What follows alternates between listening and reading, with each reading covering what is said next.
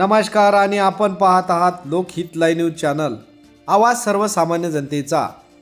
आज आपण यवतमाळ जिल्ह्यातील महागाव तालुक्यातील पोलीस स्टेशन येथे आलेलो आहे। महागाव येथील चालू असलेले अवैध धंदे बंद करावे याकरिता इलेक्ट्रॉनिक मीडियाच्या वतीने ठाणेदार यांना दिले निवेदन। यवतमाळ जिल्ह्यातील महागाव शहर व तालुक्यामध्ये वरळी मटका, जुगार, देशी दारू, अवैध रेती अशा अनेक अवैध धंद्यांचा सुळसुळाट पाहायला मिळतोय। महागाव पोलीस ठाणे हद्दीत मोठ्या प्रमाणात मटके, बावन पाणी, रमी क्लब सुरू आहेत। येथील पोलीस हप्ते घेऊन अवैध धंद्यांना खत पाणी घालतात। अवैध धंदेवाल्यांना कोणाचीही भीती राहिली नाही। मुडाणा, फुलसांगी, महागाव, आंबोडा, गुंज या ठिकाणी मोठ्या प्रमाणात अवैध व्यवसाय सुरू असल्यामुळे अनेक कुटुंबावर आत्महत्याची पाळी आली आहे।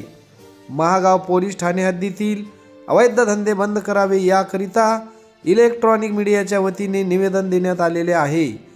निवेदनानंतर येथील ठाणेदार अवैध धंदे बंद करतील का याकडे जनतेचे लक्ष लागलेले आहे। आणि नागरिकांच्या मोठ्या प्रमाणात तक्रारी आहेत।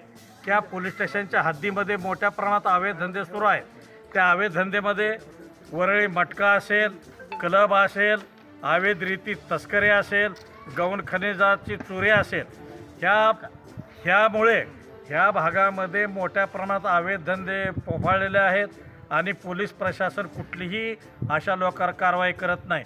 मोठ्या प्रमाणात दारूसुद्धा विकली जात आहे। या ठिकाणी मुडाणा नावाचं गाव आहे, या ठिकाणी तर 10-15 लोक दारू विकत आहेत, परंतु पोलीस प्रशासन कुठलीही कारवाई करत नाही। लोक, तरुण मुलं वाम मार्गाला लागत आहेत। आज दिनांक 10 जानेवारी 2026 रोजी आम्ही अवैध धंदे त्या पोलीस स्टेशन हद्दीतील त्वरित बंद करावे म्हणून आता ठाणेदार साहेबांना निवेदन दिलं आहे। काल माननीय पोलीस अधीक्षक यवतमाळ यांना सुद्धा निवेदन दिलं आहे।